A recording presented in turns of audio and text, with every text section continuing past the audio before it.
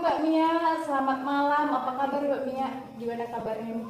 Baik-baik saja, alhamdulillah. Nih selama pandemi nih kan, Mbak Mbak kan sebagai TKSK di Kecamatan Ridho Bujan ya. Iya. Selama COVID ini apa aja kegiatan Mbak? Kalau selama COVID ini ya, kalau terhitung dari Maret 2020, kegiatannya banyak sekali Mbak. Memang awal-awal itu kita sempat nggak bekerja ya, sempat bingung gitu, nggak ada kerjaan karena kan semuanya dirumahkan gitu. Iya.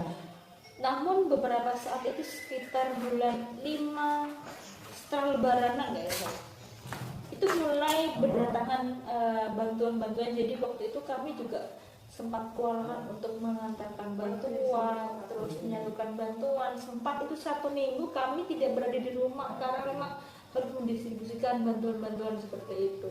Bantuan-bantuan dari pemerintah itu bentuknya bantuan seperti apa? Banyak sekali kalau bantuan-bantuan itu Mbak. Kalau bantuan dari Kementerian Sosial langsung itu ada 3 macam, itu PKH, program keluarga harapan, ada juga BPNT atau bantuan pangan tunai yang sekarang berubah nama menjadi bantuan sosial pangan.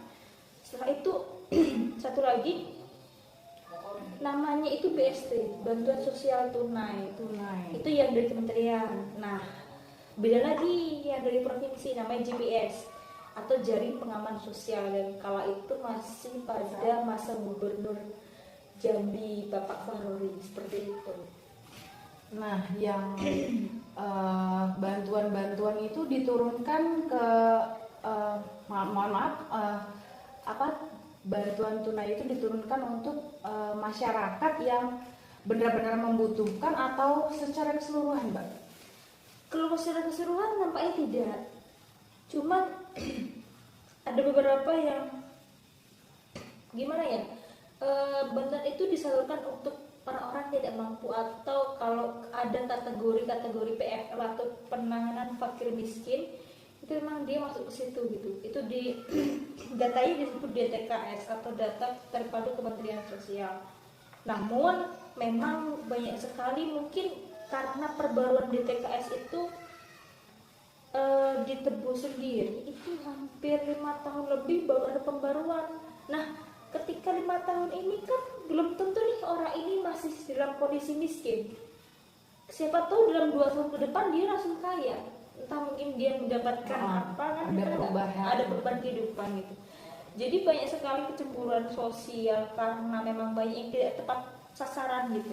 Iya. Terlebih efeknya itu kami juga. Kami bukan sebagai pendata, tapi sebagai pendamping yang menyalurkan, yang hanya menyalurkan, bukan mendata gitu. Kalau kita mendata, it's okay, berarti salahkan kami gitu. Selalu disalahkan gitu. Jadi kadang desa melempar batu ke anggota pendamping gitu. Nah, pendamping ini juga mau lempar batu kemana gitu kan? Kadang nanti saling melempar batu sembunyi tangan semua. Padahal kalau ditelusuri tetap harus dari desa ya. Tetap harus dari desa, dari manapun data itu dari desa. Nggak mungkin untuk kementerian tahu datanya kalau orang desa tidak menyatakan. Seperti itu logikanya gitu. Dan karena menurut dari masyarakat sendiri ya memang kecemburuan sosial itu memang nampak sekali ya Mbak, karena banyak aduan-aduan gitu. Aduannya tuh ya juga ke RT, kan biasanya orang tuh ke RT-nya dulu gitu kan. RT-nya jadi RT ini nggak tahu karena bantuan itu turunnya ke dusun gitu, ke dusun gitu ya, Mbak. Itu terjadi, kalau kami namanya itu tembak di atas kudo kalau orang Jambi ngomongnya itu. Dalam artian tembak di atas kudo itu tidak datang ke rumah langsung untuk menverify, tapi asal tembak. Misalkan itu Suslinda, kasih bantuan aja gitu. Padahal di situ kan banyak sekali Suslinda, ada beberapa Suslinda. Terkadang kita tuh nggak paham juga Suslinda yang mana gitu. Jadi di situ terjadilah kesalahpahaman dan akhirnya menjadi tumpang tindih data yang tidak sesuai seperti itu. Cuman semakin kesini mungkin karena COVID juga, efek COVID juga ada positifnya bagi kami.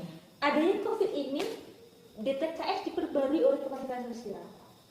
Jadi yang seperti apa Mbak? Pembaruan itu jadi baru saja kemarin kami sekitar tanggal 8 itu adalah finish untuk finalisasi 15.000 data khususnya di Kabupaten Tebo yang NIK-nya tidak valid.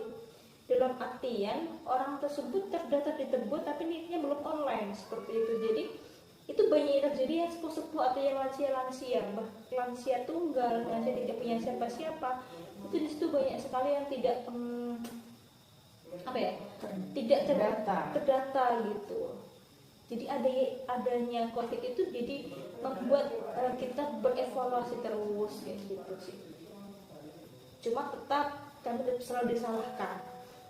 Namanya pendamping sosial tetap akan mendapatkan sanksi sosial juga gitu. Iya, sosial itu ya banyak hujatan, banyak. Jadi kadang rumah itu jadi seperti ini Mbak Dinda. Kita datang, kita di rumah ini buat istirahat gitu. Tiba-tiba datang orang nangis-nangis minta bantuan, sedangkan kita sendiri mohon maaf rumah aja masih kredit gitu. Kayak gitu. Jadi itulah keadaan. Tapi karena COVID ini ya banyak sekali manfaat. Ada manfaatnya, ada positifnya, ada negatifnya sih. Tapi banyak negatifnya tetap banyak negatifnya. Gitu. Nah dari Mbak sendiri untuk COVID ini ya, upaya apa yang Mbak lakukan untuk menjaga kesehatan Mbak sendiri? Kalau pas awal-awalnya kami sekeluarga sempat menjadi warning, benar-benar warning. Oh ini COVID menakutkan gitu. Jadi kami sempat setiap hari itu bikin jamu, tau nggak? Jamu. Jadi ini lucu gitu. Jadi bikin jamu tuh jamu kayak tradisional gitu. Tradisional gitu. Jadi ibu tiap pagi itu bikin bikin jamu jahe gitu. Tiap pagi harus minum gitu ya Mbak ya. Jadi empon-empon gitu. Nah, jadi empon-empon kayak gitu kan. Habis itu setelah itu beberapa bulan kemudian ketika COVID mulai memang naik, tetapi kita sudah mulai agak terbiasa. Jadi hilang juga itu juga gitu. Jadi upayanya cuma ketika kita pergi. Kalau saya kan sering berangkat berpergian kadang ada yang dinas luar kota gitu.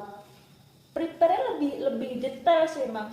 Biasanya saya tidak terlalu memikirkan masker harus berapa itu enggak. Memang saya sebelum ada COVID itu harus pakai masker kalau berangkat.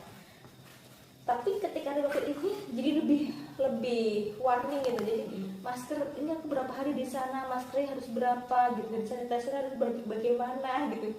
Terus di dalam mobil itu selalu berpesan, misalkan kita mau ke jam gitu, pesan sama super travelnya, saya yang depan ya yang sejaga jarak seperti itu. Cuma lama kelamaan menjadi kayak kebiasaan gitu, kebiasaan yang kebiasaan baik lah ya Mbak. Kebiasaan baik seperti itu. Dan cuci tangan itu selalu kayak number one. Kalau dulu kan kalau nggak kita kena kotoran nggak pakai cuci tangan gitu. Kok sekarang baru keluar rumah langsung cuci tangan. Gitu.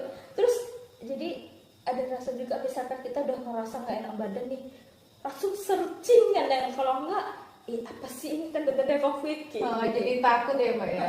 Jadi kalau sekarang mah udah mulai ini kan, udah mulai kayak orang terbiasa dengan COVID atau bersahabat dengan COVID, tapi bukan menerima COVID seutuhnya ya. Jadi membiasakan diri jadi lebih baik lah. Sudah normal gitu lah intinya kayak gitu. Cuman ya gitulah kalau COVID banyak negatifnya. Tapi ada positifnya juga. Ya positifnya kita jadi lebih bersih, jaga kesehatan gitu ya Mbak. Untuk COVID sendiri di daerah kita nih Mbak Rimba Bujang, untuk tetangga Mbak atau orang-orang sekitar gitu ada yang terjangkit gitu Mbak? Sempat waktu itu ada terjangkit, dia adalah tak nakes tenaga kesehatan, cuman bukan di bagian keperawatan tapi di bagian kayak office boy. Jadi dia itu terpapar. Waktu itu memang belum ada yang terpapar di daerah sini. Terpaparlah di sini. Baru awal-awal pas COVID COVID ada itu, Bu. Kan COVID Iya, bulan sekitar 2 di tahun sekitar bulan 8-an waktu itu. Jadi rame tuh, jadi sempat jadi kita sampai warning. Dan lucunya waktu itu tuh yang kena adalah kakaknya adik temanku, kakaknya temannya adikku gitu. Jadi iya. adikku tuh temanan sama dia, adikku bisa main sama dia. Pagi adikku main sama dia, sorenya kakaknya dibawa ke rumah sakit karena positif COVID dan keluarga semua diisolasi. Yang saya khawatirkan adalah ketika adiknya sempat positif, otomatis kami sebenarnya akan diisolasi juga. Terdampak juga gitu. Dan itu bukan saya saja, karena di lingkungan itu banyak yang didatangi mereka setelah gitu, orangnya sering bermain gitu kan. Dan adik itu jumlah 5 orang. Dan itu main semua di semua blok. Jadi ketika 5 orang itu positif kan kami jadi warning gitu. Tapi lambat laun, tapi waktu itu kami sempat, tetangga banyak yang respectnya kayak bantuan atau kita salurkan gitu, kayak kita minta bantuan ngumpulin uang untuk biar mereka beli beras, nggak usah beli gitu, kita yang nganterin kayak gitu. Pemuda-pemuda kayak gitu sih. Pas awal itu bansos belum turun ya, Mbak? Sudah sebenarnya, beliau juga mendapatkan bantuan PKH waktu itu, cuman karena waktu itu tuh PKH sudah disalurkan dan hari itu dia baru positif, otomatis kita harus menunggu orang itu sembuh dulu untuk ngambil lagi, karena yang tahu PIN-nya mereka gitu loh, PIN ATM-nya. Tapi waktu itu sempat juga terjadi, bukan konflik ya, semacam kayak kesalahpahaman, karena dari pihak kelurahan itu nggak ada kayak semacam perhatian khusus gitu. Bahkan untuk vitamin, kami pun sampai merengek-rengek untuk minta gitu. Tapi ya memang karena kita sempat berdiskusi sama lurahnya, akhirnya juga didatangi dan diberikan bantuan, meskipun itu hanya sekedar vitamin ya, tapi kan itu support sistem terbaik itu kan bukan finansial, tapi support semangat gitu. Kamu temanku, kamu saudaraku, kamu nggak sakit, kamu harus sembuh kayak gitu. Karena juga mentalnya pasti mereka juga kena gitu, nggak cuma tetangganya, justru dia itu lah yang kena mentalnya. Jadi bahkan sempat ada gini, si adiknya tuh kan 5.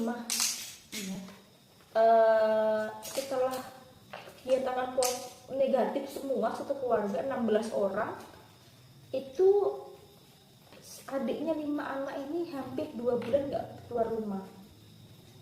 Karena ketika namanya gitu, anak kecil ya, ketika dia sama kawannya, kamu covid kayak gitu, jadi sempet juga tuh gak ada kawan gitu, jadi kena mental. Tapi ya sekarang udah mulai normal lagi, sudah mulai agak terbiasa. 2 kali tetangga saya terpapar itu, yang pertama tadi si X tadi yang nakes, yang satunya lagi adalah istrinya nakes. Kita ke rumah saya dan itu betul positif, Mbak. Positif, dia nakes, tapi yang lakinya diisolasi di rumah sini, tapi alhamdulillah negatif juga, semua keluarga negatif juga gitu.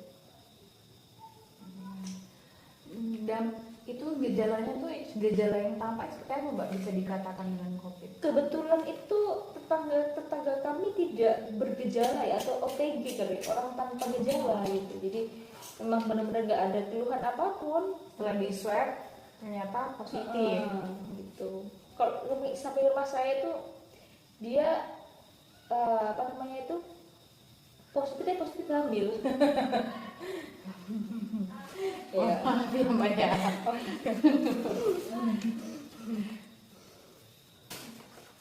Baiklah Mbak Mia, terima kasih atas waktunya dan beberapa informasi yang saya dapatkan atas Mbak. Jelek banget sih. Terima kasih Mbak atas waktunya. Baik Mbak Mia, terima kasih atas waktunya dan terima kasih atas segala informasi yang Mbak berikan kepada saya. Baik. Mungkin cukup baiklah Mbak Mia, mungkin cukup wawancara pada sore hari ini. Terima kasih atas waktunya Mbak Mia. Saya akhiri, wassalamualaikum warahmatullahi wabarakatuh.